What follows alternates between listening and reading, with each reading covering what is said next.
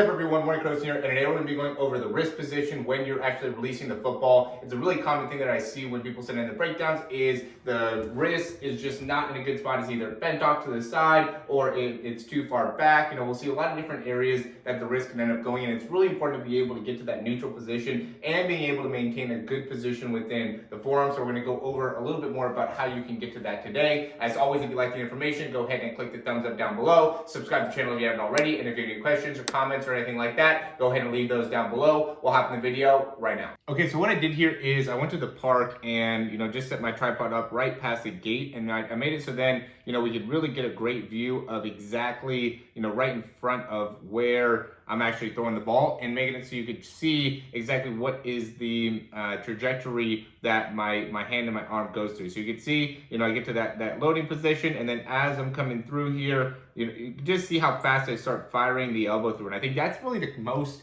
common thing that I see is just so many guys end up having this process where they lift that ball up, and as they're bringing the ball back this way, never really getting that elbow to start coming forward and through in the actual process of throwing the ball. And what that does is it just makes it so you get stuck with your elbow flaring out to the side, and you either nose the football facing up or facing off to the side. It just throws off the timing. So when you get that elbow through faster, it makes it so now you can get the note or the actual point of the elbow to be facing straight ahead. And when you get the point of the elbow facing straight ahead, that makes a big difference in where your wrist ends up coming through. So now you can see that my wrist ends up facing, straight ahead, getting to that neutral position. And then you can see how I end up kind of releasing the ball from there and making it so the ball comes right off my index finger as it leaves my hand. As I went through, I started doing some where I tried to really get a lot more external rotation in my actual shoulder there. So notice there, I'm not getting the ball back too far behind the head. I'm trying to do this extra slow motion for you so you can really see this is an actual slow motion video here. So you can see what is happening in the arm, getting the elbow to come forward and through there, twisting the hand, and also kind of flexing the wrist, right, to make it so I get the ball back on top. I'm definitely in a position where the nose of the football is facing straight ahead there. Okay, but then what I do is I get my wrist just by going through that action, right, going from here to here. Obviously, this is happening very quickly, so we're seeing this in a very, very slowed down manner, which makes it so then you can see all the different actions that are happening. So you get to this position and then really getting to here. Or if the ball ends up being too far pointed out to the side, then you just need to be able to create that turn in the wrist in order to get the nose of the football to face straight ahead. All right. So big thing that I would say here, and this is what I always see whenever I do my deeper throws, is I just fling that front arm open way too quickly.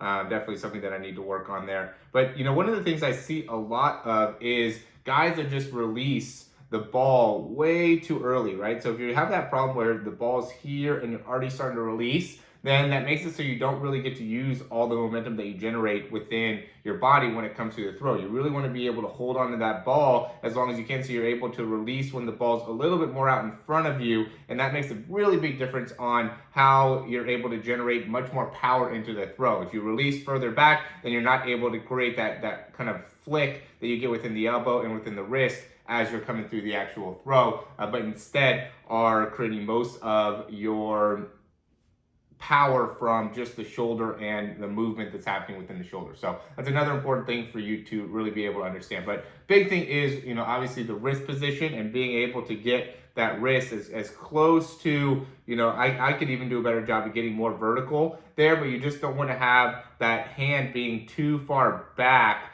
behind the elbow during the release. You want to make it so they're basically right on that same path. So if I was looking from that direction, they would be perfectly even as I was releasing the ball. And that's on the deeper throw. Here's going to be another one on, okay, so you can see where my wrist is, right? And when I release, my hand's a little bit off to the side, but you can see how my hand is really right even with my elbow as it's coming out of my hand. It's not too far back or anything like that. And again, you can see a lot better job of keeping that front shoulder close here as I'm going through the actual throw.